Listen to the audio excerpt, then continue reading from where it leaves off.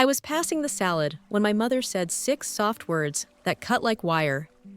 Sienna saved this house. Again. Forks paused. Wine glasses hovered. I felt my face go calm the way skin freezes before ice forms. 10 seconds earlier, it was a regular family dinner.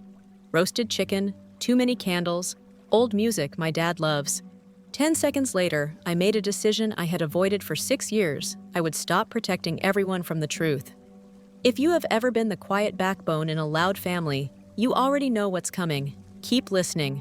What looked perfect that night was built on my money and their lies. My name is Mara Quinn. I'm 33. I analyze risk for a tech firm in Seattle. People call me steady, organized, the strong one. It used to sound like praise. Now I hear a warning. I grew up in Maple Grove, outside Minneapolis, where appearances are a sport. My dad, Harold, was an assistant superintendent. People waved to him in grocery aisles. My mom, Lila, ran a small flower shop, all peonies and cute chalk signs, until the market dipped and foot traffic dried up. I was the kid who color-coded her homework. Science fair ribbons, debate trophies, AP scores. My sister Sienna, 2 years younger, was spotlight from the moment she could point at a hairbrush and call it a microphone. At 7, she wrote living room scripts and handed me a flashlight. "Crew," she said. I learned to hold the beam steady and stay out of frame. Our house trained us to measure worth by applause. Put on a show, get a hug. Do the books, get a nod. When Sienna landed the lead in the High School Musical, there were flowers photos, a sheet cake with her face piped in pink frosting. When I was valedictorian, my dad smiled proud but distracted, and my mom asked if I could iron Sienna's dress for her cast party.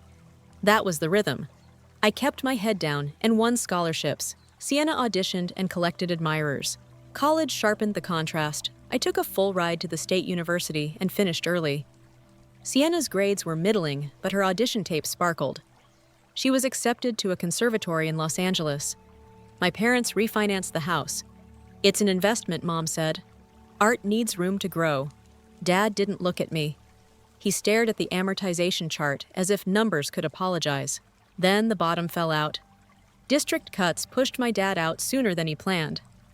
The florist shop bled. Bills stacked quietly. I came home one weekend and saw the envelopes, red stamps, late fees, phrases like acceleration and notice of default. My stomach went cold. On my way back to the airport, I pulled into a bank parking lot and sent $200 to my dad's account. The next day he called and blamed a mystery credit. I let him. I told myself it was temporary. I set up a transfer for $1,100 each month. When property taxes rose, I raised it to $1,300. When the roof leaked, I sent $2,000. When a used Honda needed brakes, another $500. By the third year, I was sending $1,500 monthly without being asked. I could list the totals like a ledger. But here's the truer cost. I delayed buying a condo. I skipped trips. I said no to things my salary could easily have covered. I tightened my life so theirs wouldn't collapse. That should have been the whole story. Private help, quiet dignity. But a side plot grew like mold. At church, my mom told Aunt Caro that Sienna wasn't just talented, she was generous. At Thanksgiving, cousins clinked glasses to our star, who looks after her parents from Hollywood. I would be slicing pie, listening to my money get credited to a sister who lived 3 states away, and posted rooftop cocktail photos with captions like, "Work hard, glam harder." I said nothing. It seemed kinder. It also hollowed me out. Every family has roles. Mine were assigned long ago. I was the responsible one, which is another way to say the safe disappointment. Sienna was the meteor. People tracked her path across the sky and swore they felt warmer. I wasn't alone, though. I felt it. My oldest friend, Maya the anchor, texted me on rent day with one word: breathe. A colleague, Noah the validator, once said, "You do in silence what most families brag about loudly." I saved that line in my phone. I didn't realize yet how important a third person would be, later the revealer. He'd walk into our dining room that night wearing a navy blazer and change the temperature of the air. The invitation arrived like an order. A cheerful group text from my mother, Saturday 5 p.m. Sienna booked a recurring role on Streamwave. Family dinner to celebrate, no mention of my time zone. No question about my schedule. Just the same old drumbeat. I had a project review that morning, but I moved it wrapped early and started driving north as rain stitched the freeway into gray. I reached my parents' street at 4:58. Fresh paint gleamed where sun had faded the clapboard last year. New gutters, refinished door, a porch swing that didn't creak. All of it smelled like my transfers. I parked behind a row of cars. Laughter leaked through the front windows, the soundtrack of a family very sure of its own myth. Inside, Sienna stood in the center of the living room, telling a story with her hands. She wore a cream sweater and an expression that said she knew exactly how good she looked. Our aunt laughed a beat too loud. My dad hovered by the stereo. My mom polished a spoon that was already shining. Mara Sienna said, hugging me with the careful perfume pressure of someone who doesn't want to smudge her makeup. "I didn't think you'd make it with your spreadsheets." She meant it as a joke. It didn't land. "Come meet Julian," she added, tugging a man into the light. Tall, warm eyes, navy blazer as promised by fate. "He's in fintech," she said. "So you two can talk in numbers and let the artists vibe." Julian shook my hand the way honest people do. "I've heard a lot about you," he said. His tone didn't sound like flattery. It sounded like curiosity. The house looked different. Granite where laminate used to be. A farmhouse sink my mom had circled in catalogs for a decade. Hardwood that no longer bore the scratches of our childhood scooters. I counted upgrades the way other people count blessings. In the kitchen, my mom assessed my outfit. "You wore work clothes." I had. I'd come straight from a briefing. "And you look tired," she added. Then kissed my cheek as if the kiss erased the comment. "Set the rolls out, will you?" On the desk in the corner, a paper sat half under a folder. A bank statement. I caught the corner of my own name in the memo line of a check image before Dad slid a manila envelope over it without looking at me. A small shake ran through his hand. Shame has a tremor. I recognized it. We sat. Good china. Silver candle holders from my grandmother. Sienna to my dad's right. Me between Uncle Tony and a cousin glued to her phone. My mother beamed like a stage light. A toast, Dad said, to Sienna. Her hard work. Her big break. Glasses lifted. Mine too. It isn't a sin to be happy for your sister and angry at your parents at the same time. It just feels like one. Tell them about the role my mom prompted. Sienna launched. 8 callbacks, she said. The director said I carry the emotional core. It's 3 episodes, maybe more. Names fell from her mouth like confetti casting assistants and editor's cousin, an actor from a show our aunt streamed in 2016. People hummed at the right times. I listened. I meant it when I said, congrats. Both things were true. Money crept in anyway. It always does. Sienna talked about dawn call times and how underpaid early television is. My uncle raised an eyebrow. LA is pricey. You must budget like a hawk. My mom patted Sienna's hand. She's always looked out for us too. You know, during the tight years. There it was. Casual, clean. A sentence oiled by repetition. Julian glanced at me. Something flickered across his face. Not pity, more like a puzzle piece finding friction. Dinner was good. It always is. My mother performs love with food better than she speaks it. Between bites, people admired the new backsplash. Sienna insisted we finally do it, Mom said. We kept putting it off until she... Her voice trailed into a smile you could frame. I sipped water. I counted facts. Roof, gutters, tax bill, carpentry, appliances, timeline, transfers, receipts. You can structure rage if you know how to build spreadsheets. You can also delay it until it calcifies. By the way, Dad said, standing suddenly, we have something for you, kiddo. A small box with a ribbon. Sienna unwrapped a thin gold watch she'd once pointed to in a mall window. You shouldn't have, she breathed, delighted. It wasn't much, Mom said. I knew the exact month it cost me a plane ticket I hadn't taken. Uncle Tony glanced around the room. You two seem back on your feet. That pension must stretch more than mine. My mom's smile stiffened. We've been fortunate, she said. Sienna's had good years. I felt my jaw lock. Julian saved me from saying something sharp. Mara, he asked, what do you do exactly? Sienna says you built a new team. The table turned toward me like a spotlight. I lead risk analytics, I said. We model what can go wrong so big problems don't happen. A few nods.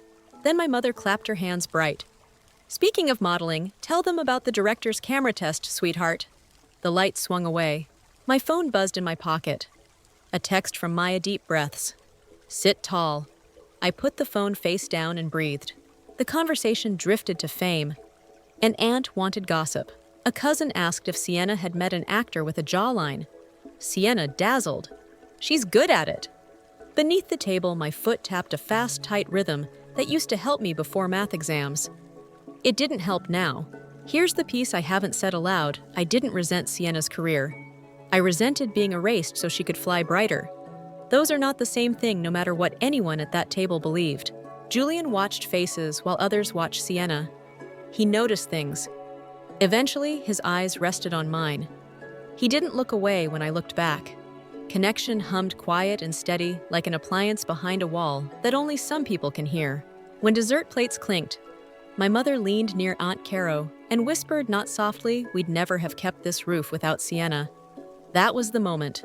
No lightning, no shouting, just a sentence finally too heavy to carry one more inch. I straightened my napkin. I placed it by my plate. I found my voice, and this time it didn't shake. Sienna, I said gently. Because gentleness is a habit even when it hurts.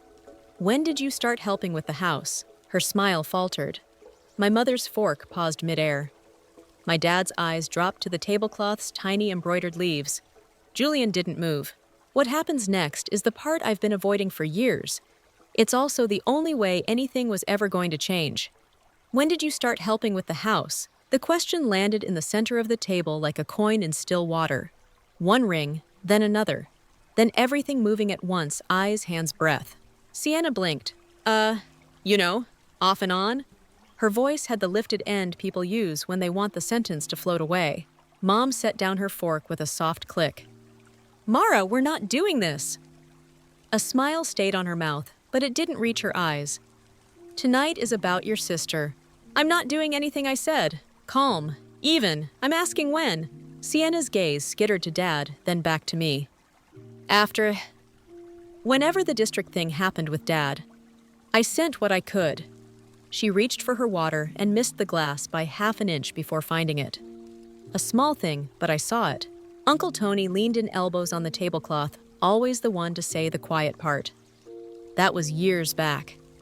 Ballpark kid, what's what I could. Sienna laughed too brightly. Does it matter family helps family? It matters to me, I said.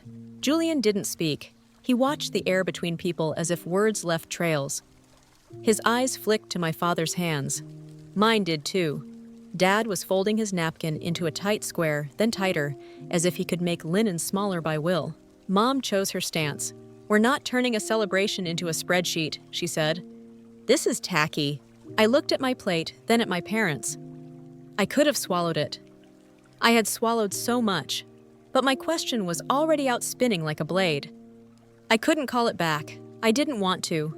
Okay, Sienna said, aiming for breezy and landing near brittle. Roughly, a few times a year.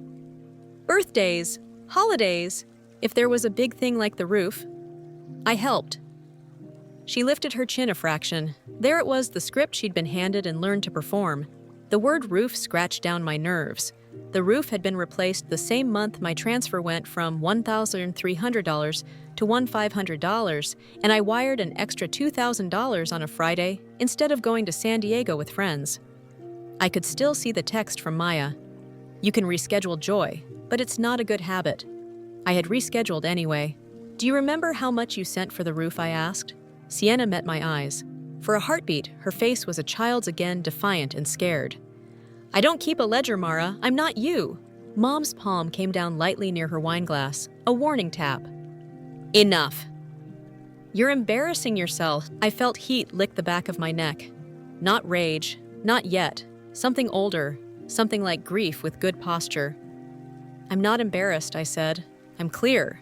Dad cleared his throat. Maybe we can table this. Table what Uncle Tony said. The truth. The room shifted.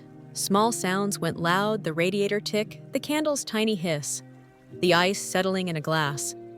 I grabbed a detail to steady myself, a ring of condensation forming under the pitcher, a perfect circle bleeding into the cloth. It would leave a mark. Julian finally spoke gentle as a hand on a doorframe. Maybe it helps to anchor to something simple. When did the help start month year? He kept his tone neutral. It gave people a place to stand. Dad looked at the centerpiece. A while back, he said.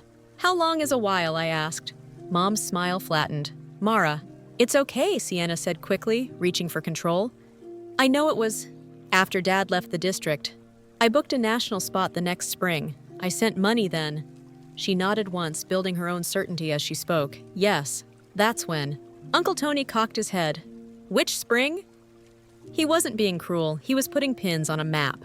Sienna opened her mouth, stalled, then landed on the year with the big fires out west. It was the kind of answer that sounds specific until you try to put it on a calendar.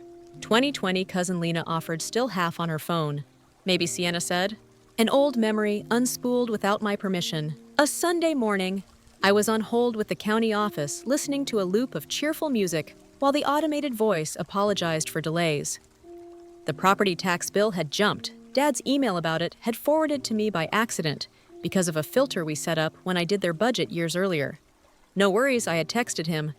I'll cover this quarter. He responded with a thumbs-up emoji, and 2 hours later, an unrelated photo of my mom's dahlias. My stomach had felt hollow for the rest of the day, and I hadn't known why. Back at the table, Mom reached for Story like it was a life raft. What matters is we got through a rough patch as a family. Sienna stepped up. Mara did too in her own way. We're grateful to both our girls. There were so many versions of wrong in that sentence. I could have lived a year inside it. My own way. As if dropping a net under the house each month were a personality quirk. Julian's gaze touched mine again. No push, only presence. I heard Maya's voice in my head, say the thing and let the room react. I set my glass down with care. I'll be plain, I said. For 6 years, I've sent money to the house, every month. Extra when things broke or taxes spiked. That's all. Silence took a seat. Sienna's chair squeaked. What? Uncle Tony's eyebrows rose slow. Lena's phone hovered and then for once dropped face down. Mom recovered first. Mara, she said, working each syllable. Why would you say that here? Dad stared at the cut of the table leaf. Lila, he said softly. Don't, she snapped, reflex more than plan. Sienna's eyes were wet and sharp. Are you saying I didn't help? She looked equal parts wounded and furious, like a dog you tried to take a bone from. I'm saying the help you talk about and the help that kept this roof are not the same thing, I answered. You're twisting this, Mom said. Sienna sent money, gifts, birthday checks are sweet, I said, and heard the steal, but they don't cover mortgage arrears. The word arrears made my mother flinch as if it were profanity. Dad's mouth compressed. He folded the napkin again, a perfect tiny rectangle, now all edges. Julian didn't move. I could feel him thinking, if a puzzle has a seam, don't yank, press. Can we verify it? He asked, still soft. Sometimes memory is kind until it's not. Dates help. Mom bristled. We don't need an audit from a guest. He's not auditing, I said. He's suggesting we stop speaking in fog. Sienna's voice went flat. So what, you want credit? You want a plaque on the fridge? Mara paid the electric. That's not what I want. Then what do you want? Mom demanded. To ruin dinner. I want us to stop mislabeling reality. What reality? Sienna shot back.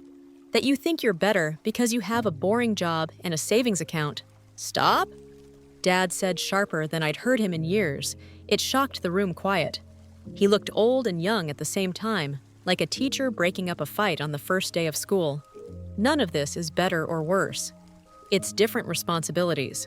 He closed his eyes briefly, then opened them with effort. The truth is, Mom's hand found his wrist under the table. Harold. He eased his arm away. The truth is, Mara's been helping, more than we should have allowed. Regularly. The last word left him like a confession. Sienna went still. Since when? She wasn't looking at me anymore. She was looking at him like he'd taken something she didn't know she owned. He swallowed. Since, right after I left the district, she started with 1 month to catch us up, then kept going until we... The sentence frayed. I felt something in my chest unclench, and then ache in the space it left. I hadn't needed him to say it, but I had needed him to say it here. Mom stared at him, as if he'd spoken a dialect she refused to learn. We agreed not to. No, he said, and now there was a backbone in his voice I recognized from old assemblies we agreed to survive. We agreed not to drown our pride in facts. The room listened. Sienna's chair scraped back. She stood, then sat, then set both hands on the table, as if bracing against weather. So every time you thanked me for keeping the lights on... Her mouth twisted. You were thanking me for Mara's money. Dad's face collapsed. We were thanking you for being here, for your spirit. He heard it as he said it. It wasn't enough. It never is when a ledger is wearing a mask. Uncle Tony muttered, Jesus not like a prayer. I looked at Sienna and said the truest sentence I had. You didn't ask them to give you credit for my transfers. You also didn't correct it. Her eyes flashed. I didn't know to correct it. Mom jumped in. Exactly. See confusion, miscommunication. Julian's voice was almost a whisper. Confusion has timestamps. I slid my phone from my pocket. My hand didn't shake. Months stacked on the screen like stairs. I didn't turn it so the whole table could see. I set it by my water as if it were unimportant. I wasn't proving a point. I was carrying my own sanity. Sienna looked at the phone as if it were a snake. You brought receipts to dinner. No, I said. I brought my life everywhere. This is part of it. Mom exhaled through her nose. This is cruel. What was the kitchen remodel? I asked her quietly. What did that cost? She blinked at the pivot, then answered automatically because she loves numbers when they're attached to tile. 21, and change with the fixtures. Right. I nodded once. That month I sent 2 extra transfers, one for 18, one for 3. Dad, do you remember why we split it? He rubbed his forehead, to avoid a hold, right? I wasn't looking for an apology. I was stitching a story straight. Sienna sat again. Her anger was big, but the shape of it was changing. You can be mad at the wrong ocean for a long time. Then one day, you see the river that fed it. So you've just... What been a secret donor? What been Gishlan? I thought I was preserving dignity, I said. Instead, I preserved a lie. The word lay there, heavier than the silver candlesticks. Mom shook her head, as if denial could snap back reality like an elastic band. We never lied. Sienna saved the house, is a sentence you say often, I replied. I heard it again tonight. That's not confusion. That's a story you prefer. Her chin lifted. Because it's less humiliating than saying our older daughter had to bail us out. It's also less true, I said. Dad looked at me, then at Sienna, then at his hands. I'm sorry, he said to both of us. He said it straight without decoration. It landed. The room had shifted into a new weather system where words stuck. People glanced at plates.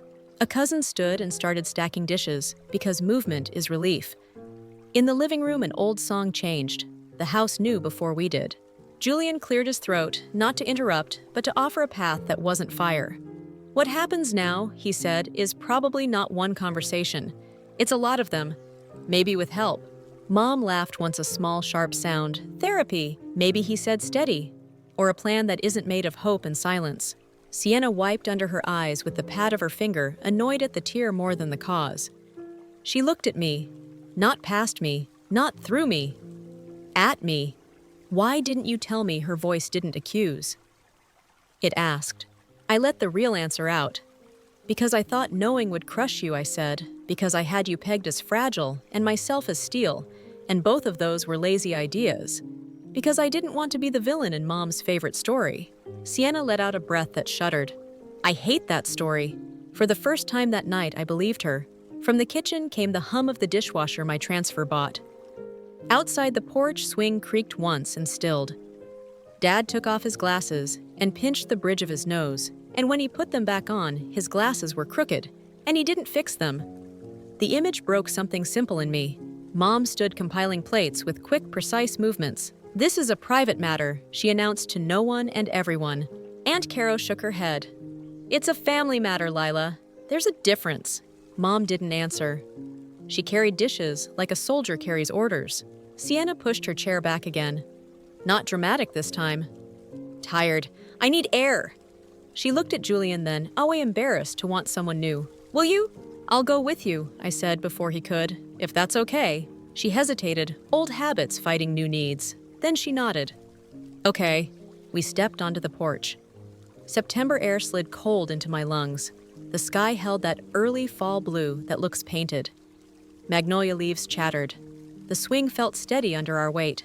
Sienna tucked her hands into her sleeves the way she used to in middle school when she was nervous before an audition. We watched a neighbor's dog nose a hedge. We listened to our breathing. "I didn't know," she said after a while. "I swear I didn't." "I know," I said. I meant it. She had known parts. I'd known parts. Our parents had filled in the rest with something that looked like love and was actually fear. She looked at me sideways. I bragged like I was a good daughter. The word good sagged. "You are a good daughter," I said. "So am I." We were used to different jobs. She huffed a laugh that wasn't humor. "Your job sucked." "Yours did too." We were quiet again. A car drove past slow. Far away, a siren threaded the evening and untied itself. Inside, a cabinet door closed, then another. People spoke low. The house kept holding us all, even as the story we told inside it disintegrated. Sienna leaned forward, elbows on knees. "What does Mom do if a story tells her she was wrong?" "She edits the ending," I said. "Or she digs deeper. We'll see." "And Dad, he starts telling the truth late," I said. "But he tells it." Sienna nodded. "That sounds right." She shook her head, then looked at me with sudden focus. "I never wanted you small," she said. "I liked you big. I just liked me bigger." I laughed. It came out like a cough. "I didn't want you small either. I wanted me seen." She bumped her shoulder against mine, the gentlest collision. "I see you. I see you too." We sat with that until the porch light buzzed on automatically. The bulb made a halo in the corner, full of dust we never wiped. The light didn't make the dust disappear, it just made it honest. The door opened behind us. Dad stepped out, no jacket accepting the chill. He looked at me, then at Sienna. "I'm sorry," he said again, and this time he aimed it so each of us could catch our own share. No excuses. Sienna's mouth pressed flat. "We'll need more than sorry." "I know," he said. "I have more." He glanced back toward the dining room where voices rose and fell. "Your mother will need time." "We can give time," I said. "We can't give the past back." He nodded once like a man accepting a sentence he wrote. "Tomorrow," he said, "I'll call someone about a plan. A real one." "Good," I said. He reached for the porch post as if he needed touch to steady him. For a second, he looked like the man who used to steady my bike seat while I wobbled down the sidewalk. He let go then, and the picture dissolved into a man with gray at his temples and a crooked pair of glasses. "Come inside when you're ready," he said, and went back in. Sienna and I stayed. A moth battered the porch light, then left. The swing moved. The house exhaled. "What happens now?" she asked. "We stop surviving on make-believe," I said. "We try honesty. We break, and then we see what still stands." She nodded slowly as if committing lines to memory. "Okay." From my pocket, my phone buzzed. "Maya." "You okay?" I typed. "Not yet. Closer." Sienna nudged my knee with her foot. "Can Julian be in the room when we figure this out?" I looked at her. "Do you want him in the room?" She winced. "I think I want him everywhere, and that's a problem." She smiled at herself without cruelty. "He told me last week he likes people who tell the truth, even when their voice shakes." "I thought he meant me." She lifted a shoulder. "Maybe he meant you." "Maybe he meant both," I said. We went back in when our hands got cold. The room looked the same. Nothing was. People had dropped their voices to that careful register reserved for bad news and new babies. Mom stood at the sink back straight, washing a pan already clean. She glanced over. "We're done talking about this for tonight." "No," I said, not loud, not mean. "We're done pretending for tonight." She held my eyes a second too long and then looked away. It was the tiniest surrender. It was a start. Julian stepped closer, not quite inside the circle, not outside it either. "Need anything?" he asked Sienna. "A time machine," she said, "but a hug will do." He hugged her. He hugged me. The room didn't clap. It didn't need to. I helped clear plates. Dad dried. Sienna wiped the table in slow, even strokes following the grain.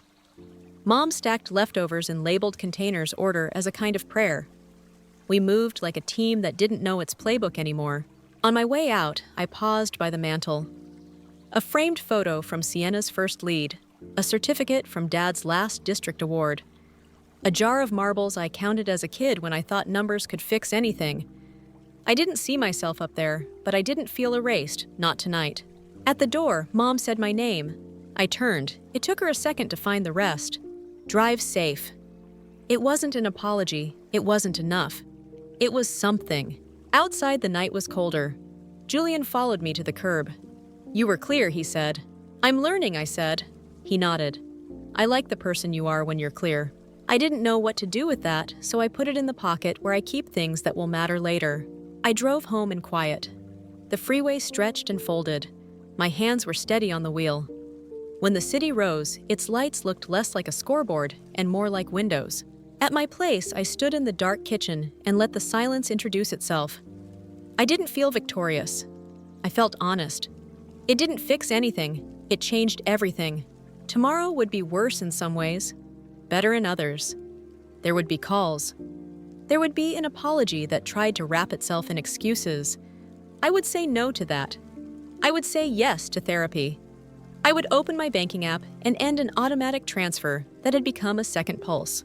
And then I would sleep finally, without numbers hammering on the inside of my skull. I woke before the light. No alarm. My body was done pretending to sleep. The city was quiet in that soft pre-dawn way, when even the buses seemed to whisper. I made coffee I didn't want, then sat at the small kitchen table and opened my banking app. There it was. Quinn Household Auto Transfer, $1,500 scheduled. I pressed the toggle. The switch slid gray. A clean word appeared, canceled. My hands shook after not before. I set the phone down and stared at the wood grain. A knot in the surface looked like an eye. I told it I'm not the roof anymore and felt foolish and brave in the same breath. Maya texted at 6:12 alive. I wrote yes. Ended the transfer. Good, she replied. Now eat. Clarity burns calories. I buttered toast, chewed, tasted nothing. Then I showered and dressed like a person who had to go into an office and make decisions other people would accept as rational. At 7:30, my father called. Can we talk? He asked, voice thin as paper. Come by, I said. He showed up 40 minutes later, coat half-buttoned hair, doing the frazzled halo it did when he was grading papers at 2 a.m., back when grading papers was still what kept him up. He looked around my place as if seeing me in a new language. You live neat, he said. It's how I think I answered, pouring him coffee. He wrapped both hands around the mug like it was heat and time. I told your mother I was going for a drive, he said. That was a lie. He grimaced. I'm still practicing truth. We sat. Steam slipped between us. He put a blue plastic folder on the table. It had a crack in one corner. I knew the weight of that folder before I opened it. I'd felt it my whole adult life without touching it. He nodded at it. If we're doing this, we do it. Inside statements, letters, a second mortgage agreement. I hadn't known about a personal line of credit with a draw that matched the month the shop closed for renovations, a shut-off notice from 3 winters ago that hadn't been posted in a visible place. I flipped pages. My eyes kept landing on dates that ran parallel to the months I had added, plus $400 to my transfer memo, and hit send without telling anyone. My dad watched me read face unguarded. I thought I could fix it before your mother saw, he said. I told myself I was protecting her. I was protecting my pride. Those feel the same until they don't. You should have told me, I said. It came out level. Inside, I was 13 again, hearing a teacher say good job while she handed the trophy to someone else. Both of you should have. He nodded, eyes bright. I know. Why the second mortgage? I asked, tapping the page. Your mom's shop, he said. She thought if she rebranded and put in new cases, customers would come back. Did they? For a summer, he said. Then the shopping plaza opened across town, with the big box store inside, and foot traffic went where air conditioning is free. We moved through each sheet. I did what I was built to do. I put chaos in rows. You're not going to like my next sentence, I said finally. He took a breath. Say it. There's no more automatic help, I said. If I help, it will be inside a plan that uses numbers and boundaries. Not because I'm cruel. Because anything else keeps all of us sick. He exhaled, shoulders dropping as if I'd named an ache he already knew. I don't like it, he said. I respect it. We finished the coffee. Then I said, let's go home. He flinched at the word and then nodded. The drive to Maple Grove took 40 minutes in clear traffic. We didn't turn on the radio. The quiet wasn't hostile. It was work. The house looked the way it always does, which is to say it looked like it was doing a good job of being itself. White paint, clean porch, swing that creaked once when wind pushed it, and then remembered it was new and shut up. Inside the dining room still smelled faintly of last night's garlic and lemons. My mother wasn't in sight. A note on the counter, her handwriting sharp and small errands. No list, no return time. Dad stood by the sink, then rubbed his jaw as if it were a stain. Downstairs, he said. We went to the basement. The old steps groaned familiar complaint. The air was cool and smelled like concrete cardboard and the metal breath of the dehumidifier. A single pull-chain bulb lit the room. Instead of the single neat file cabinet, I remembered there were 3 banker's boxes stacked by the furnace. Each was labeled something optimistic. Warranties, memories, tax. He opened the one marked Warranties. Inside medical bills, past due notices a glossy brochure for a credit program with the word Flex in cheerful letters. A utility letter creased and softened with handling. A red stamp across the top that used to keep me up at night changed to ink on paper in my hand.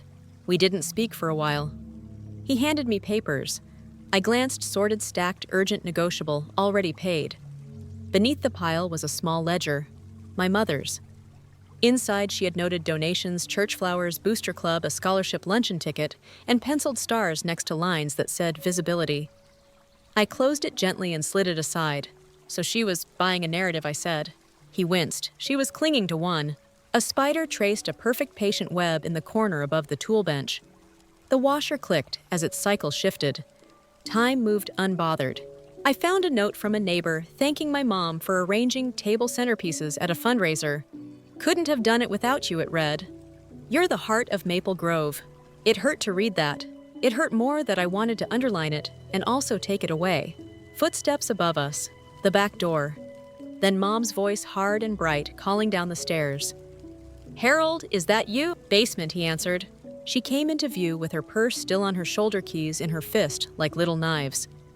She saw the box open. She saw me sitting cross-legged on the floor, surrounded by paper, her stories avoided.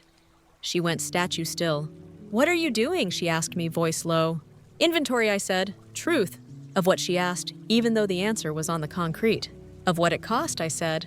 She put a hand to the side of her face like a phone that wasn't ringing. Upstairs, she said and pivoted, and we followed.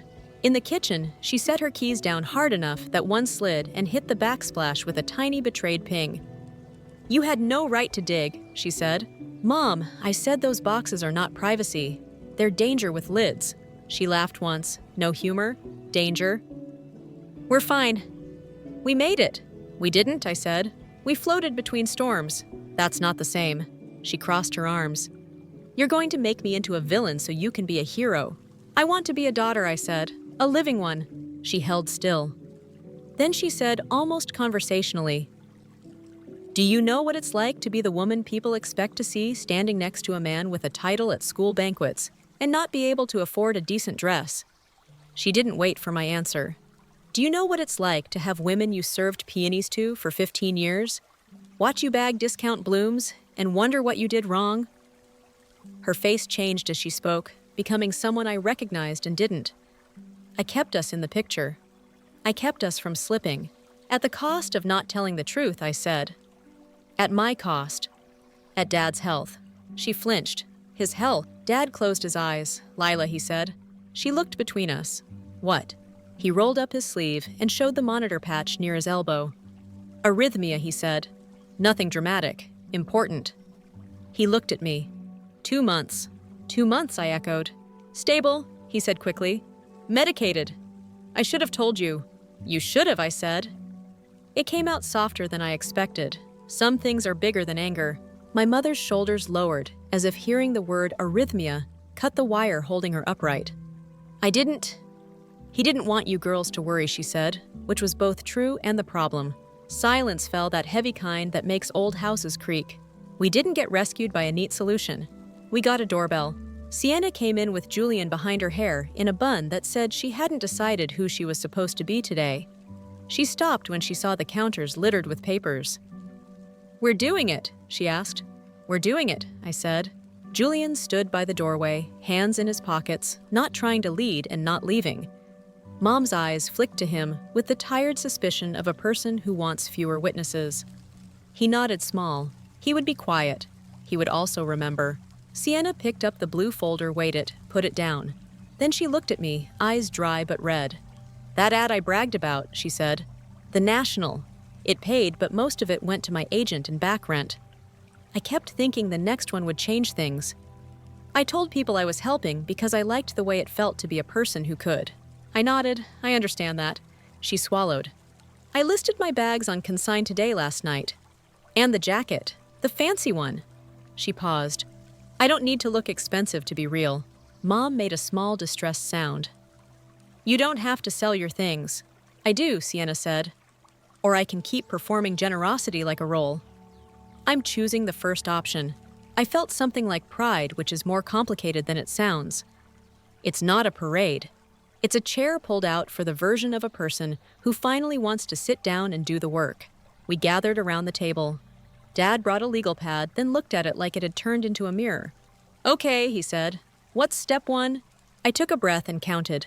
Step 1 is no more secrets. Every bill on the table, every account.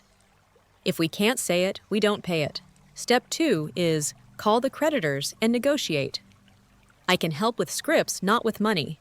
Step 3 is appointments, cardiology debt, counseling, and yes, therapy. We need a third voice in the room that isn't mine." Mom bristled at the last word. "We don't need a stranger." "We do," Sienna cut in quietly. "Because when it's just us, we cast each other. You make me the lead. You make Mara the crew. Dad plays peacemaker until he's not. We need someone to call cut." Julian's mouth tilted at the corner at that choice of words. My mother stared at her younger daughter as if she'd learned a foreign phrase overnight and pronounced it well. Dad nodded once. "Okay." I pulled my laptop from my bag. We made lists. I dialed numbers and handed the phone to my parents when a human picked up. I typed as they spoke. Mom's voice trembled on, "We need to reduce the minimum," then steadied. Dad was better, as if this was just another bureaucratic maze that needed his old office voice to get through. Julian made tea and slid mugs into people's hands without the kind of fuss that makes care feel like debt. Sienna brought a shoebox from her car with items to photograph later. She laid them out, touched each one, then let them be objects instead of armor. At noon, Maya texted, "Do you want a witness or a sandwich?" I wrote back, "Both." And she showed up 40 minutes later with deli bags and that kind of eyes-up humor that makes rooms breathe. She hugged my mom, hugged my dad, hugged Sienna like she'd always been allowed to hug me last and longest. "I'm not family," she said, "but I've been to more Thanksgiving disasters here than some cousins." Mom smiled in spite of herself. It tumbled into a small, real laugh. The house loosened by a degree. After lunch, Sienna scrolled and then said, "There's an opening tomorrow afternoon with a family therapist in town. Name's Dr. Nettles. Great reviews. Weird name." "Weird names are sometimes good," I said. Mom rubbed her forehead. "It feels like admitting failure." "It is admitting failure," I said, and choosing a different one next. She looked at me then with a mix of hurt and respect that made my chest ache. "I don't like that you're right," she said. "I don't either," I answered. That made her smile, and I stored it like a receipt for later courage. Julian took out a small notebook. "Cards on the table," he said gently. He wrote what we owe, what we own, what we earn, what we won't do anymore. Then he slid the pencil to my mother. "You start the last column," he said. "You're the head of stories." She met his eyes, surprised by the compliment. She wrote "no more pretending," then slower, "no more buying recognition." She held the pencil up for a second longer, then added, "no more taking credit on Sienna's behalf." She put the pencil down as if it were heavy and smiled painfully at her younger daughter. "I'm sorry," she said. Sienna nodded, jaw set. She wasn't ready to accept it then. "That was fine. We weren't building a movie. We were pouring a foundation." The afternoon hummed with small victories. The utility company offered a payment plan with a fee I talked them down on by using the word customer since 1992 3 times. A credit card froze interest for 6 months in exchange for autopay on the minimum. The bank softened on late fees when Dad said medical once and then didn't use it again. None of it was magic. It was incremental mercy. Around 3, my phone buzzed with a number from work. I stepped into the hall. It was Noah, my colleague, who noticed the difference between quiet and muzzled. "You all right?" he asked. Defining all right would take an hour. He chuckled. "I'll schedule it," he said. Then gentler, "We're pitching the Denver build-out next month. They want someone who doesn't panic when floors shake." I put your name forward. My mind did two opposite things at once. It inhaled, it froze. Denver, I said. Better team, real budget. You design risk protocols from scratch. He paused. You'd also be far from whatever you're in the middle of. I watched my mother circle therapy on a pad in the next room. I watched my father write down his cardiology appointment time in his cramped, careful handwriting. I watched Sienna aim the phone camera at a handbag and set the price lower than it deserved. I'm listening, I told Noah and meant it. Send me the deck. I stepped back in. Julian read my face like a weather report. Opportunity, he mouthed. Storm and blue sky, I mouthed back. At 4, the mail slid through the slot. The envelope I dreaded and expected sat right at the top. The bank logo. A window with my parents' names. Notice of intent to accelerate in bureaucratic italics. Dad's hand shook as he opened it. He read, then closed his eyes. 21 days, he said. Mom sank into a chair as if someone had removed her bones. Sienna reached for the letter, scanned it, then put it down face first, like a person lowering a body. Okay, I said. The word steadied me. Now we have a clock. Julian drew a rectangle on the notebook page and wrote the date in the corner. Countdown, he said. He looked at me. What's the path? Immediate spend freeze, I said. We call the bank tomorrow with a hardship plan.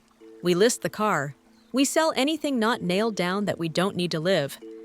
I'll speak with a housing attorney I know from a community finance clinic. I paused. And if necessary, I'll consider a one-time bridge, not a stream. One brick so the house doesn't drown while we build a raft. Mom's eyes filled. You'd do that. I'm not saving a myth, I said. I'm saving people I love from a mistake that outgrew them. Sienna looked at me, then at Julian, then back. You really like her, she told him, as if the fact required announcement. He didn't pretend otherwise. Yes, he said, but this isn't about me. Everything as she said, smiling, to show she didn't believe that anymore. We kept moving until the light shifted, and the room looked like late afternoon, that forgiving hour, when hard truths look like they might soften. Before I left, I wrote a summary in an email and sent it to all of us action items dates. Call times a link to Dr. Nettles' intake form. We'll forget pieces I wrote. This way we drop fewer. I added one sentence I couldn't not add. No more secrets, reply all. On my way out, Mom followed me to the door. She held the frame with her hand like the house might blow away. I was unkind to you last night, she said. I've been unkind for a long time. I don't know how to undo that. You don't undo, I said. You do differently. I'll try, she said. She took a breath and added, I am grateful, not to an idea of a daughter, to you. It landed, not as a fix, as a key. Outside the air was colder. The porch swing made its small new sound. Sienna came out with Julian and hugged me on the top step. I told my followers, I'm taking a break to get honest, she said. Lost some. It felt good to let them go. Make space, I said. For what? For better, I said, because sometimes the simplest word is the only one that doesn't lie. Julian walked me to my car. The blue folder, he said. How heavy did it feel? Like a person, I said. Like your sister, he asked. Like me, I said. He nodded, understanding the way people nod when the biais heave. Spent a lot of time learning what burdens weigh the same. About Denver, he said. If you go, it won't be running. It'll be walking towards something.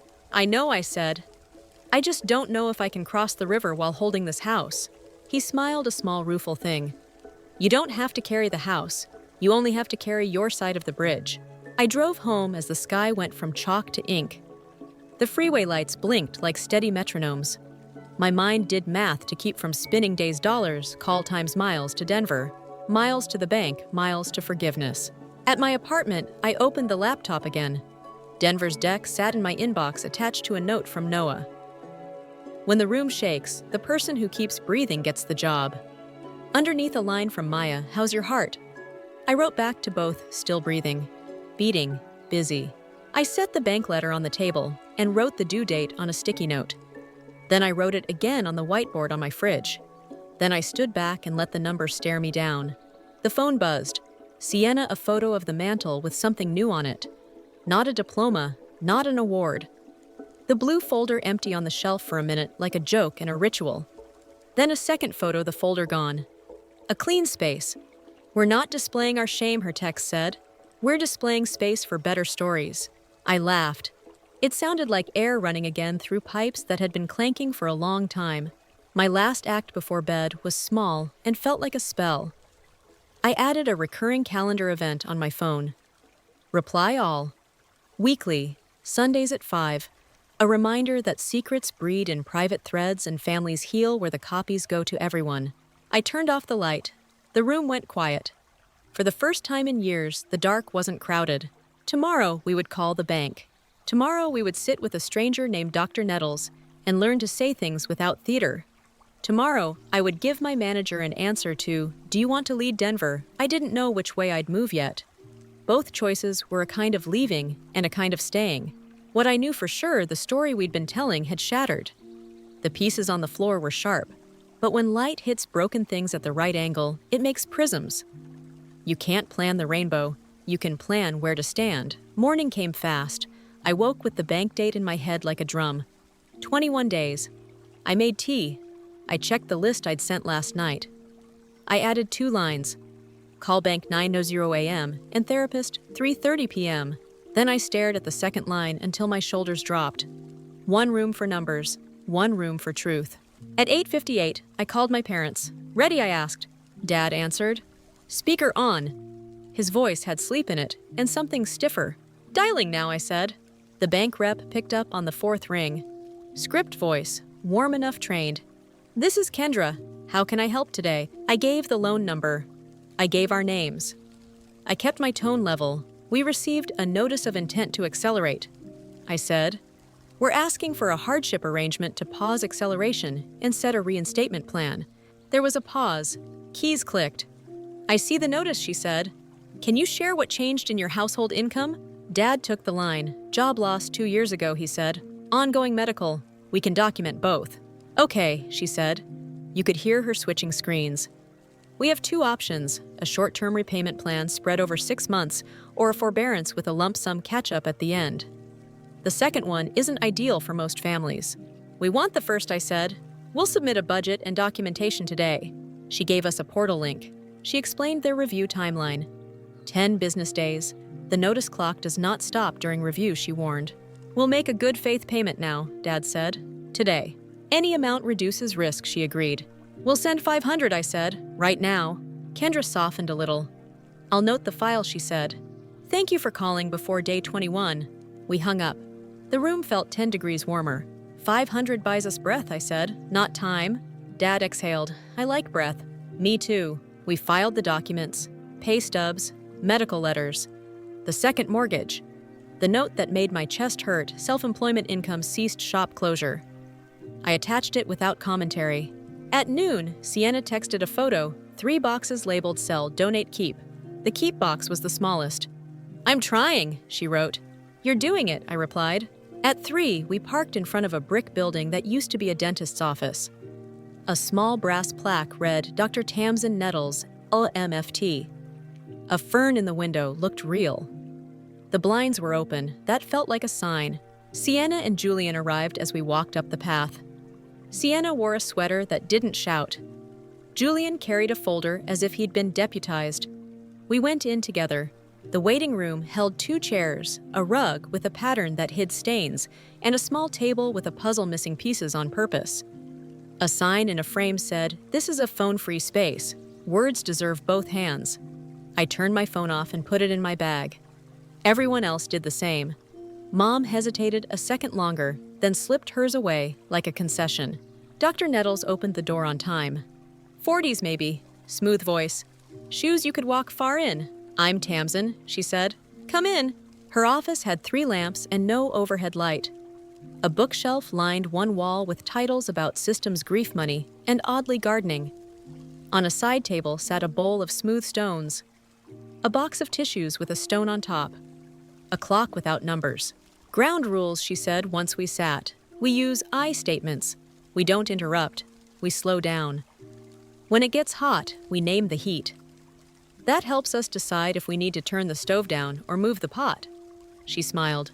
"No one wins therapy. We try to get honest together." We nodded. I felt my jaw unclench a notch. "Tell me why you're here," she said. No one spoke. She didn't rescue us. Silence did its work. Finally, Dad said, "We let a story run our family. It nearly cost us the house. His voice broke on house. He swallowed. Also us. Mom sat very straight. We're not liars, she said like a preemptive defense. I didn't say you were, Dr. Nettles said. I said, why are you here? I spoke. Money. Credit. Roles we didn't consent to but lived anyway. Sienna added. And a lot of praise I took for things I didn't do, which felt good until it burned. Julian lifted his hand slightly. I'm not family, he said, but I'm in the blast radius. His smile was small and real. Dr. Nettles nodded. Thank you. All of that is useful. Let's pull out a map. She stood, grabbed 4 stickies, wrote quickly, and put them on the wall above our seats. Mara Sienna Leela Harold. Underneath each, she added 2 words, what I carry. She looked at me. Mara. Responsibility, I said, in silence. She wrote them under my name. Sienna. Applause, she said after a breath. Then softer fear. Lila. Mom stared at the carpet. Image, she said finally. She looked up. Shame. Harold. Dad rubbed his jaw. Pride, he said. Avoidance. Good, Dr. Nettles said, as if we had identified parts in a play we were actually ready to perform differently. Now we'll try something called clean conflict. One person speaks for 2 minutes. Another repeats what they heard. Not what they want to argue, just what they heard. We rotate. It will feel slow. That is the point. We started with me and my mother. I spoke. When you said Sienna saved this house, I heard that my work didn't count unless it glittered. I heard that you'd rather be humiliated quietly than grateful publicly, and you volunteered me for that humiliation. I felt erased. Mom repeated, halting at first. You felt erased when I praised Sienna for money you sent. You thought I chose a prettier story over the facts. You felt like I hid you to stay proud. That's it, I said, surprised by the relief the words gave me in her voice. Then she spoke. When I said that sentence, I was trying to remember a version of us where people were impressed. I get scared when I think we look like a family that failed. Praising Sienna felt like a way to look like the story I promised myself I'd deliver. I repeated it back. When you praised Sienna, you weren't trying to hurt me. You were grabbing a rope tied to the life you wanted. You didn't see that the rope was around my neck. Her eyes filled, she nodded once. Yes, we did pairs like that for 20 minutes. Sienna with Dad, Dad with me, Sienna with Mom. The room grew warmer. The air got heavier and cleaner at the same time. Then Dr. Nettles said chairs. She placed 2 chairs facing each other in the middle of the rug. We're going to let parts speak. She looked at my mother. Lila, meet Image. She pointed to the chair on the left. Sit there and let Image say what she wants. Mom hesitated, then stood and moved. She sat with her back straighter than straight. Go ahead, Dr. Nettles said. Mom took a breath. I saved us, she said. People thought we were fine because of me. I kept the invitations coming. I kept us in rooms. Switch chairs, Dr. Nettles said. Mom moved. In the other chair, she looked smaller. Now be Lila. Answer Image. Mom swallowed. You cost me my daughters, she said to the empty chair. You cost me my sleep. You made me pretend I couldn't see what I saw. Her voice thinned.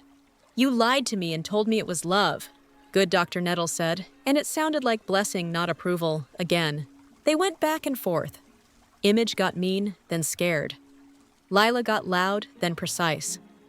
Finally, my mother sagged. She covered her face with both hands. I don't want to be that woman anymore, she said. You aren't, I said before the therapist could. I wanted my mother to hear that sentence in my voice. Sienna did the chair exercise with applause. Dad did it with pride. I did it with Ledger. Ledger, Dr. Nettles asked. That's what I named the part that keeps score, I said. Ledger says, if I stop paying, everything will fall. Ledger wears armor shaped like spreadsheets. She is tired. Switch, she said. I moved. I sat opposite the chair I had just left. I hear you, I told Ledger. I won't set you on fire to warm this house. I will listen to you when you say we need a plan. I will not let you narrate every feeling as a formula.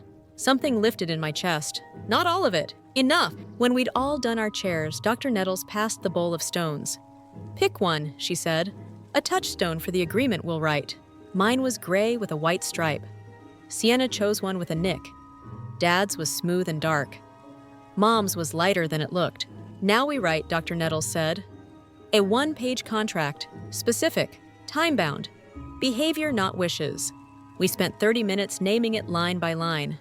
We argued over words. She kept us honest. The contract read, weekly reply. All check in on Sundays at 5 p.m. No skipped weeks, no side texts. Money no transfers unless documented in the shared sheet and discussed in the check-in. One-time bridge allowed only with unanimous consent and written plan for exit. Language, no claiming credit for someone else's contribution. If we slip, we correct in the same room we said it.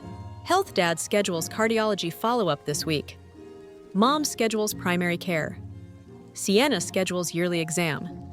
Mara schedules nothing else at 5 p.m. on Sundays. Work Dad increases consulting hours to 12 per week. Mom applies to 3 part-time jobs by Friday. Sienna meets with the Community Arts Center director about a teaching slot.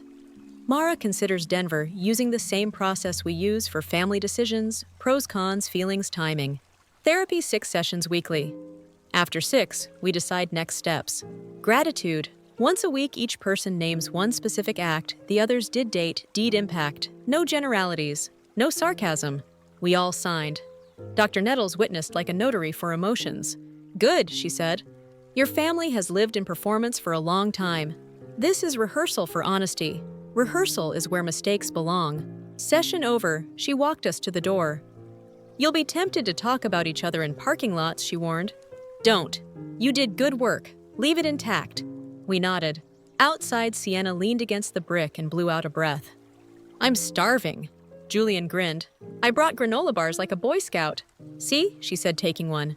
This is why I keep him. He winked and handed one to me too. Mom looked at me. Denver, she asked.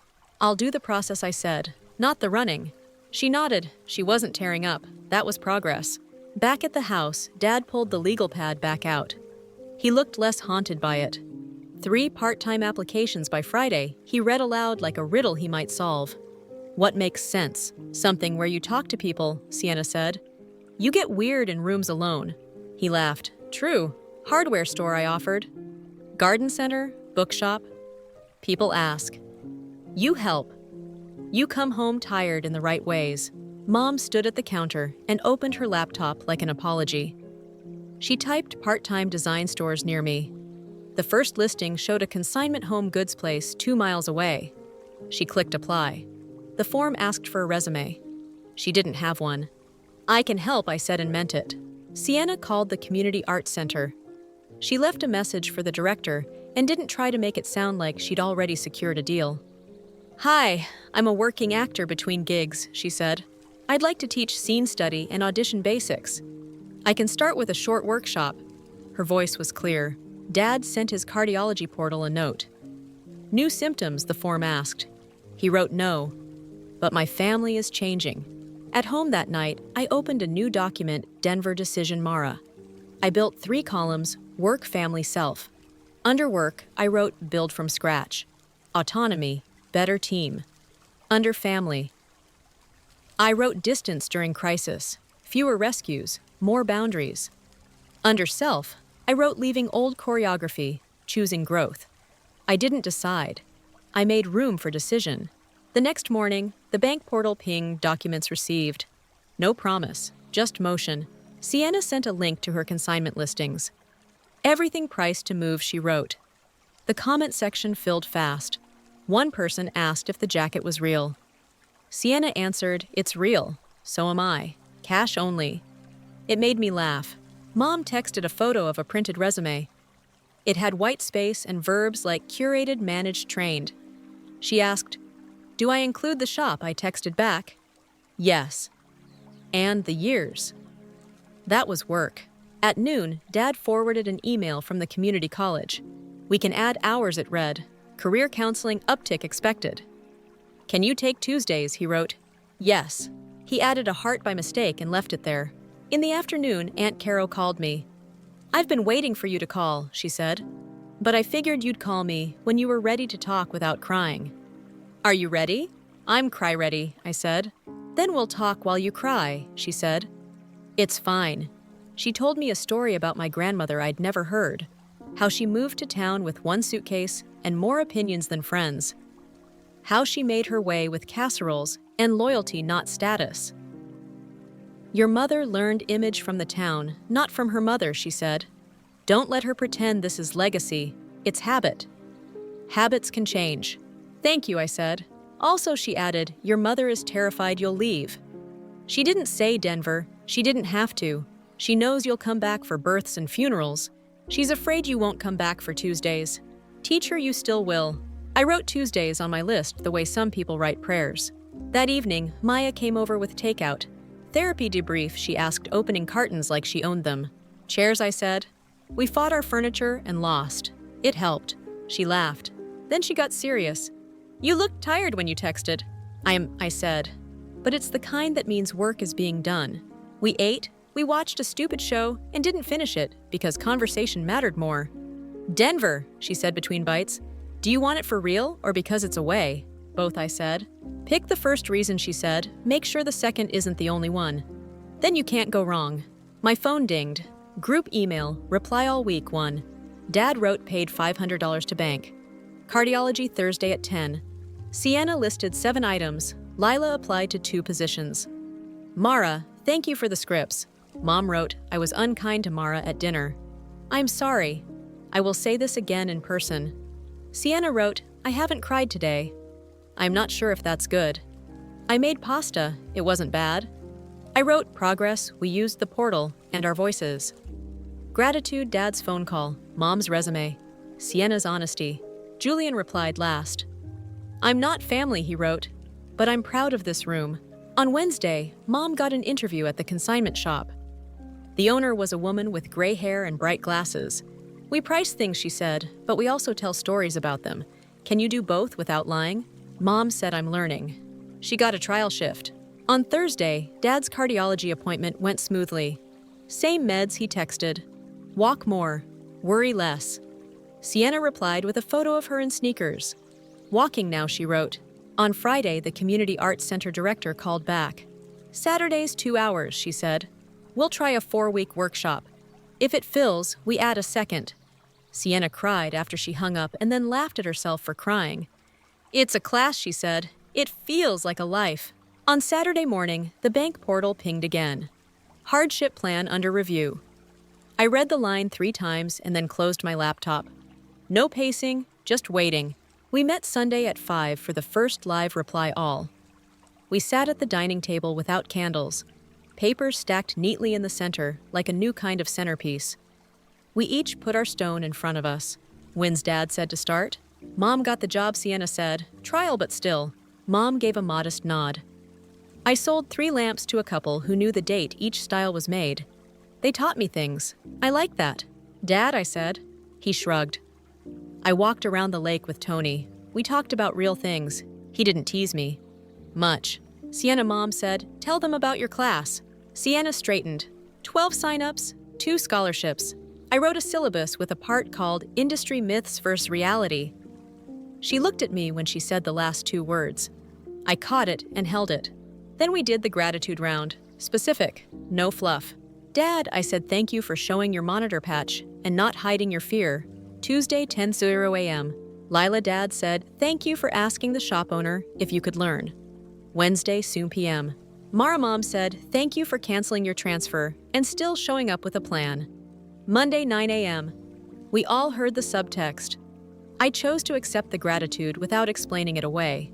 Sienna, I said last thank you for pricing the jacket under value. Friday, 4 p.m. We ate soup after. It tasted like ordinary. Ordinary felt new. When I stood to leave, my mother touched my sleeve. Can you stay a minute? She asked. We went to the porch. The swing was still. The sky was that kind of evening blue that forgives most faces. I took a frame from the closet, she said. I wanted to put your diploma on the mantle. I couldn't find it. I blinked. I gave it to you years ago. She looked at her hands. I put it in a box that said later, she said. I think later got lost. She lifted her eyes.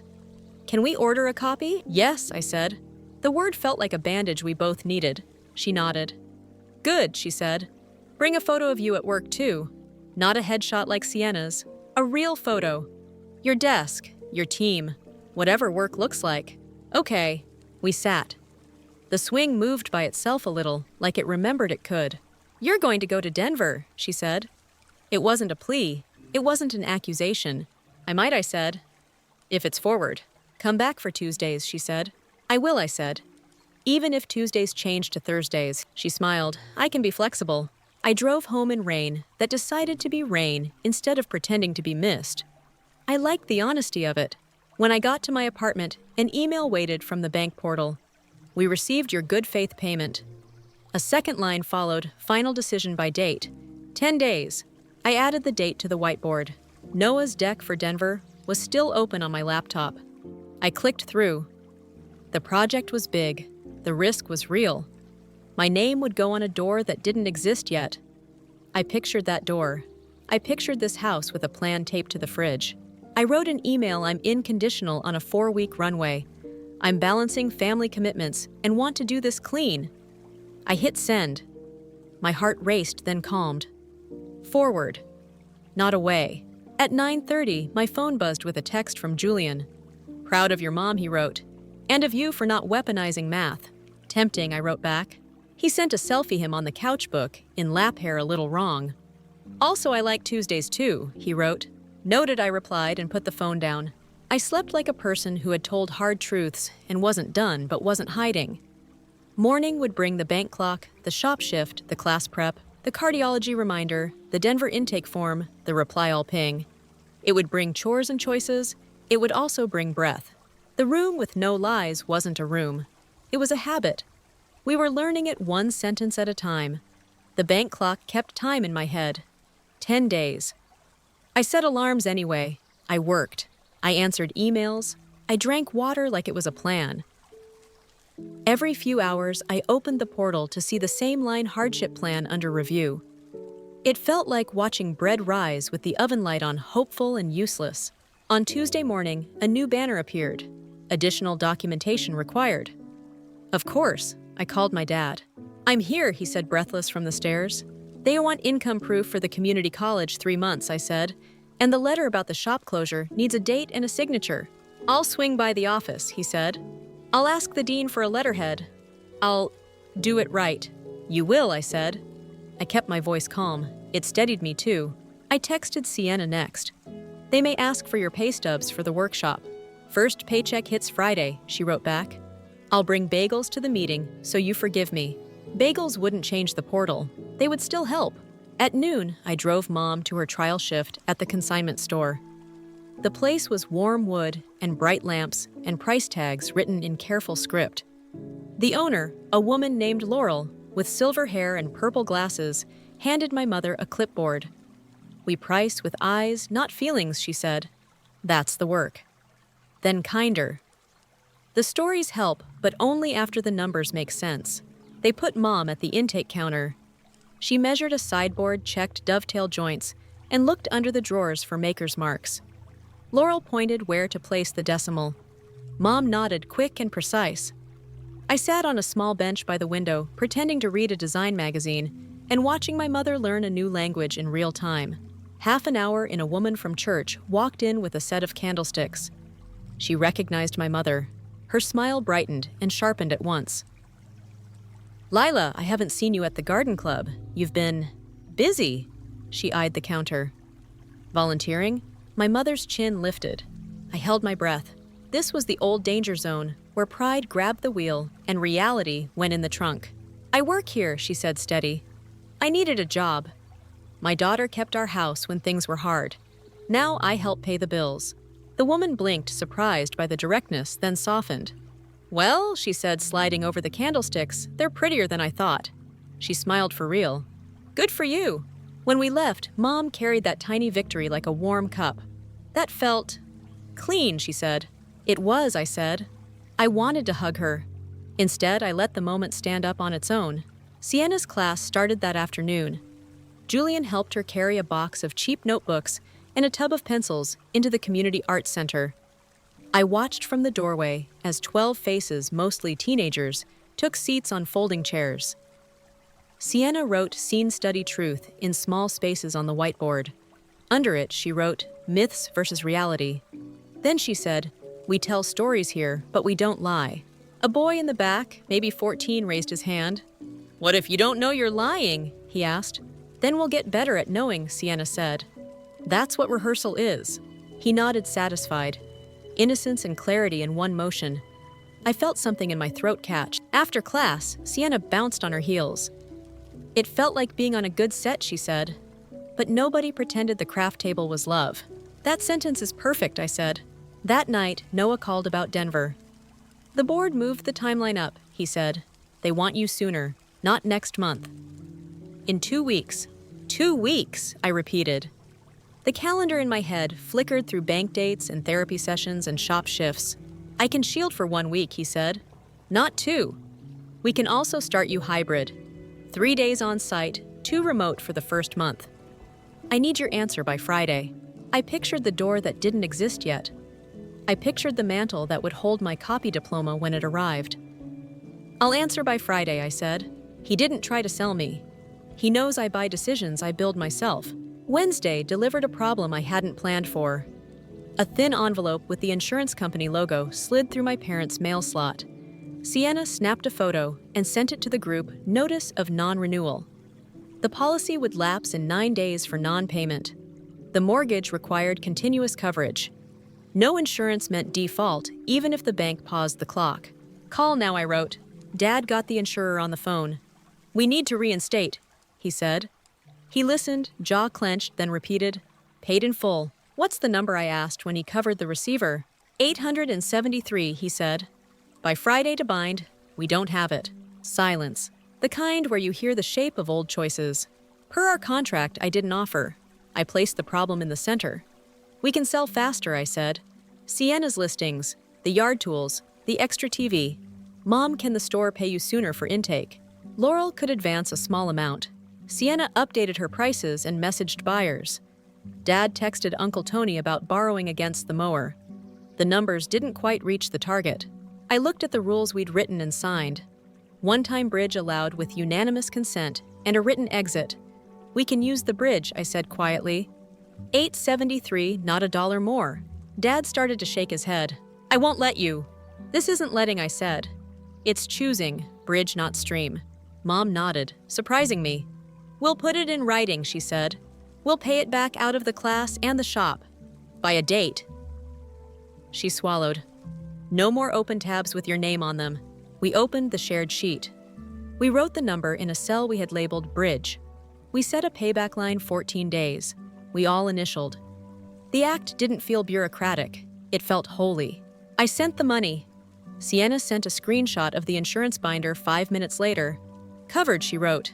The group reply bubbled green, then blue, then green again as messages landed with punctuation and breath. Thursday's therapy session was more workmanlike. Dr. Nettles watched us argue over whether Mom should return a pair of shoes she couldn't afford, that she'd bought last month to feel like she still belonged at a luncheon. I hate the shoes, Mom admitted. They pinch in all the ways. Return them, I said. That will feel like a confession in the store, Mom said. It will feel like a decision, Dr. Nettles corrected. Confession is for old scripts. Decision is for new ones. Mom returned them. She sent a photo of her feet in sneakers afterward with the caption, I can walk farther in these. Friday, I gave Noah my answer. Hybrid for 4 weeks, I said. I'll fly out Monday after our Sunday check-in. I won't travel on Sundays. That's family time. Done, he said. You'll present to the room on day 3. We'll put your name on the agenda now. I called Maya. I'm going, I said. I'm proud, she said. Can I cry and not make it about my feelings? You can cry and make it about yours, I said, laughing. Just bring pizza to the check-in. Friday night, Sienna and Julian came by my place with a stack of printed syllabi and a cardboard box labeled Props We Actually Need. Julian cooked pasta. Sienna practiced her lesson plan out loud. I stood at the sink, drying bowls, listening to my sister explain beets and steaks. She sounded like herself without theater. In the morning, Mom's first official shift began. She wore a cardigan and a pin with the store logo. She called after lunch. I sold a sofa, she said, breathless, like she'd run a race. I priced it right. Laurel said so. What was the story you told, I asked. That a family could sit there and tell the truth, she said, then laughed at herself. No, I talked about construction and fabric. But I thought about the other thing. Saturday evening brought a small reward. The consignment sales and a couple of Sienna's listings hit their deposits. The bridge cell in the sheet turned from red to yellow to green as the balance dropped. It felt like watching a fever break. On Sunday, we gathered at 5. Soup again, bread, no wine. We didn't need it, Wynn's dad said. Insurance is bound, I said. Bridge repayment at 60%. My class list filled, Sienna said. 2 kids emailed to ask for scripts in advance. I told them to bring their hearts and a pencil. Mom opened a padded envelope. My friend at the university registrar owed me a favor, she said, eyes shining a little. She slid a sheet across the table. My diploma, crisp, real. I ran my fingers over the raised seal like a person learning Braille. It goes up after dinner, Dad said. Mantle makes room. We did gratitude. Mom thanked me for the bridge and for the rule around it even more. Dad thanked Sienna for the soft way she corrected him when he called her our star in a sentence that didn't need it. Sienna thanked Mom for telling the church lady the truth and not chasing her to add a flourish. After we ate, we formed a small procession to the living room. Dad stood on a chair. Mom handed him the hammer. He measured. He adjusted. He hung the frame. The mantle looked different in an instant and exactly the same. Sienna snapped a photo and sent it to the thread. Aunt Caro replied in 5 seconds, about time. Monday dawned with a new email from the bank, conditional approval 6-month repayment plan. The conditions were clear: maintain insurance, make the good faith payment on the 1st, attend a housing counseling session. We could do those. Relief came not as a wave, but as a steady tide pushing sand back into place. I forwarded the email. Dad replied with a single line, breathing. An hour later, another message: reinstatement amount updated due to fee reversal. The number had dropped by 190. The portal didn't smile. I did. That afternoon, I packed for Denver 2 suits, soft shoes, a sweater my mother once told me looked serious in a good way. I added the touchstone stone from therapy to the side pocket of my bag. Gray with a white stripe. Ledger and me together, not fighting. Julian stopped by with coffee for the drive to the airport. He leaned on the doorframe and looked around my place like he was memorizing it for a test he wanted to pass. You're really going, he said. I'm really going, I answered. And I'm really coming back. He nodded. I believe you. He handed me a small folded paper. From Sienna. It was 1 page printed in big font like she wrote it on a prop. Industry myth number 1. You have to bleed to be real, it said. Underneath reality number 1, you have to tell the truth to be free. At the bottom in pen, please steal this. I folded it and put it with my stone. At the airport, I texted the group, boarding. Replies stacked like a chorus, Dad's thumbs up emoji, now his favorite, Mom's, proud of you Sienna's, break a room. Maya's eat something, Julian's Tuesdays. On the flight, I slept in skips the way you do when your brain is still at a kitchen table and already in a conference room. When we landed, my phone buzzed. A photo from the shop, Mom behind the counter, smiling without performance. A pair of sturdy lamps beside her. Caption: sold truthful lighting. Day 1 in Denver felt like standing in a room made of new air. The team was sharp. The budget had clean edges. The building was a skeleton and a promise. In the kickoff, Noah said Mara will run risk, and no one flinched. The whiteboard filled with contingencies, deadlines, fail-safes. I wrote lines that would turn into systems. My body knew how to do this the way a singer knows breath. At lunch, I stepped outside to call Dad. He picked up on the first ring. How's the mile-high life, he asked. Thinner, I said, laughing, but good. He hesitated. I walked Deska 3 miles today, he said. No chest pain. Good, I said again and meant it bigger. Your mother told the pastor that you kept the roof over our heads, he added. She said it in the fellowship hall. People were spooning chili while she undid 10 years of story in 4 sentences. How did it feel, I asked. Like taking a heavy coat off, he said. The room was the same. I was lighter. I stood on the sidewalk, the city moving around me, and let that detail warm a cold place I'd kept for a long time. That night, I ironed my suit in the hotel room and propped Sienna's paper against the lamp. I rehearsed my pitch out loud. We don't panic when floors shake, I said to the empty chair. We design so they don't. The sentence calmed me. It sounded like work. It sounded like home. Day 3, I stood in the conference room with the board. I talked about thresholds and triggers, about what breaks old systems and what keeps new ones flexible. I didn't oversell. I didn't apologize. When I finished, a man at the table said, "Clear." A woman asked, "What do you need to do it?" Right? I told her, time people access to hard data and the freedom to say no to a fast, dumb decision. She said, "Done." My hands didn't shake until I sat down. After the meeting, I stepped into a stairwell and cried for 30 seconds. Not fear, not grief. Relief finding an exit. Friday evening, I flew home. Sundays were still ours. I drove straight from the airport to my parents' house. The porch light made a soft circle. I walked in without knocking. The soup was already on. We did the check-in. We ticked off items. Bridge paid back, Mom announced, tapping the cell on the sheet with satisfaction. It glowed green. We all exhaled. Then Sienna said, "One more thing." She pulled a small wrapped box from her bag and slid it toward me. "From me and Mom," she said. "It's not a watch," she added wry. I opened it. A simple silver frame. Inside, a photo of me at my desk with my team mouths open in mid-laugh, sticky notes falling off the edge of a monitor like confetti. My hair was in a messy bun I didn't know I wore that day. I looked like myself without trying. "We want that on the mantle too," Mom said. "Real life, not just paper." We put it up. The mantle didn't crash under the weight of true things. It held. After dinner, I walked with Julian down the block. The air had that crisp edge that says winter is waiting behind a curtain. He took my hand. It felt like a decision. "What's next?" he asked. "Thanksgiving," I said, mouth tilted. "Aunts, uncles, people who loved the old story because it spared them nuance." He laughed. "And what will we do with all that nuance?" "Pass it like mashed potatoes," I said, "and send leftovers home with anyone who wants to try honesty later." He stopped and looked at me like the night had gotten clearer. "I love your brain," he said. I looked back at the house. My father moved through the kitchen like himself. My mother rinsed bowls without checking the window for who might be watching. Sienna sat on the floor building a scene list for next Saturday. The lamplight made everything warmer without pretending it was the sun. "Come to therapy with us next week," I said to Julian. "Not to fix us, to learn our map." "Okay," he said. "I like maps." Back inside, I stood in front of the mantle alone for a moment.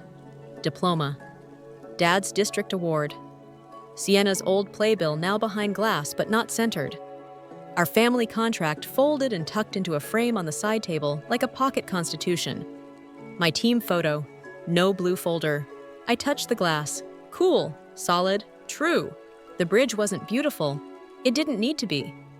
It held weight. It got us from one side to the other without pretending there was no river. Outside, a few snowflakes started to test the air one by one, as if asking permission. Winter would come, bills would too. So would the bank's monthly emails and the therapy invoices and Noah's project updates, and Sienna's lesson plans, and Mom's shift schedules, and Dad's portal reminders. Life is mostly maintenance. The miracle is choosing to maintain the right things. We'd do Sundays. We'd miss some. We'd start again. We'd tell each other when we slipped. We'd say sorry without footnotes. We'd frame the true moments. We'd let the false ones pass like weather that doesn't earn a name. We were not done. We were different. The next weeks found a rhythm I didn't know a family could keep. Bills moved from piles to plans. The mortgage portal showed real progress lines instead of warnings. Dad's steps counted themselves into thousands on his watch. Mom learned the store's pricing system, then started rearranging vignettes so pieces actually sold.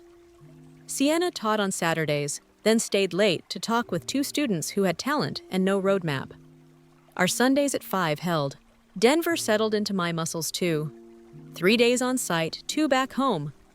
Mornings in the new office smelled like drywall dust and coffee. Evenings in Maple Grove smelled like soup and laundry. I kept the gray stone in my bag. Whenever fear pricked, I pressed the stripe. The hardship plan clicked to active the same day Sienna's first workshop wrapped. She texted me a photo of a whiteboard covered with big letters, "Play the truth." Under it, small initials from each kid. I sent back our portal screenshot. 2 squares turned green. We didn't cheer, we breathed. Thanksgiving tested the new rules. Family filled the house the way steam fills a kitchen. Coats piled on the guest bed. Laughter rose, then paused when people remembered last time we were all together. I chopped celery at the counter, waiting for the first sideways comment. Aunt Caro came in first, kissed my cheek, and said I brought pies and a hearing aid for anyone who pretends they didn't hear Lila last week. She winked, then went to hug Mom. Uncle Tony opened wine and set out sparkling water like an apology. My cousins hovered by the TV until Dad pulled them into the dining room to help fold napkins. He taught the same bishop's hat fold he used at school banquets. This time he told them why he liked it. You can fix it easily when you mess up. That's a good design. Sienna moved through the rooms calm in a way that didn't need an audience. Julian kept pace, refilling bowls, adjusting chairs, catching small tasks before they clattered. Maya arrived with a grocery bag of ice and a command hydrate. Then Speak pointed at me, then Mom, then Dad. Old friend, new boundaries. We sat, same table, different weather. Before anyone lifted a fork, Mom stood, no theatrics, no clink of a spoon, just a woman with both hands on a chair back. I owe this room honesty, she said. For years, I told a prettier story than the facts. I said Sienna kept our roof. I wanted that to be true. It wasn't. Mara did. Harold and I let the confusion stand because it made us look like a picture we wanted to be in. She looked at me, then Sienna, then Dad. We are correcting it. Out loud. And we're making a different kind of picture now. A cousin started to clap, then thought better of it. The sound fell into silence and became something better people listening without reaching for a joke. Aunt Caro lifted her glass. To grown-ups, she said, late bloomers count. We ate.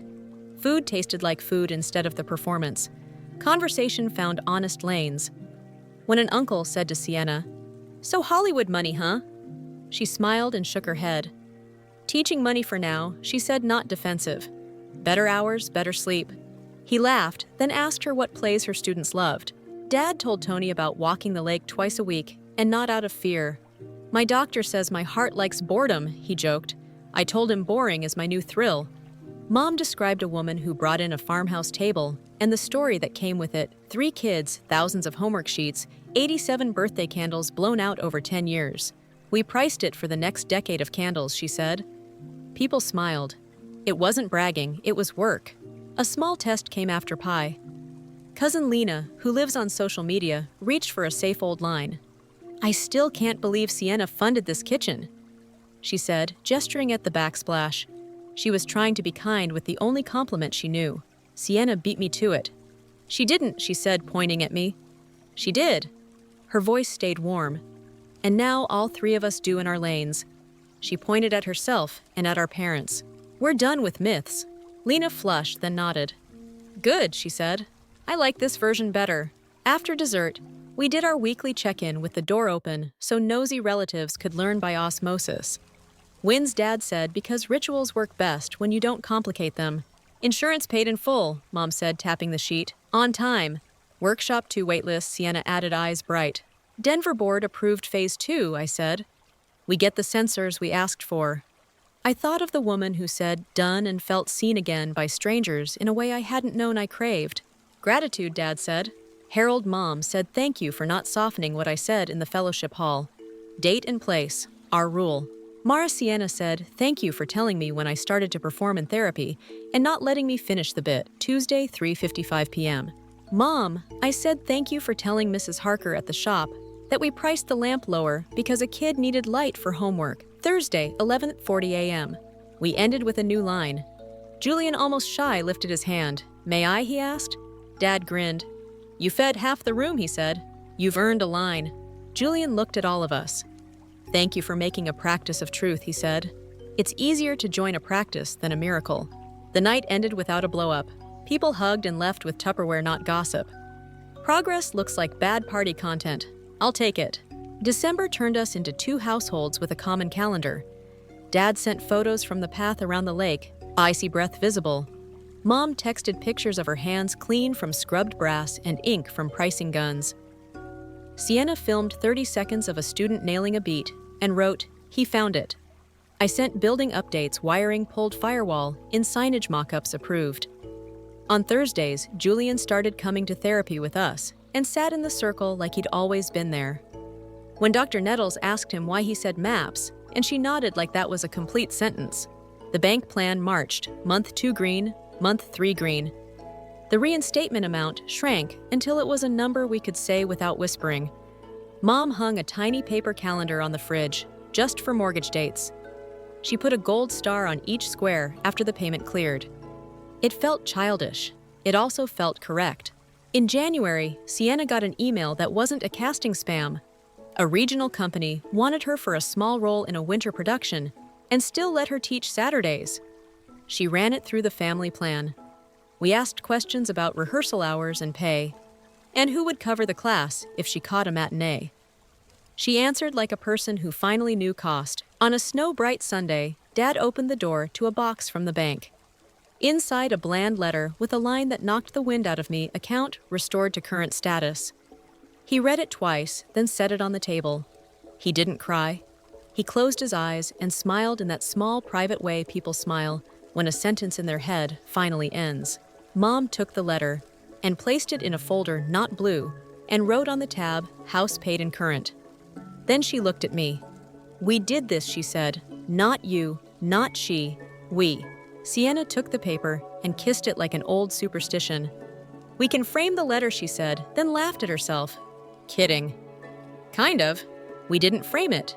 We slipped it into a drawer with passports and birth certificates. The mantle didn't need another document. It held the right ones already.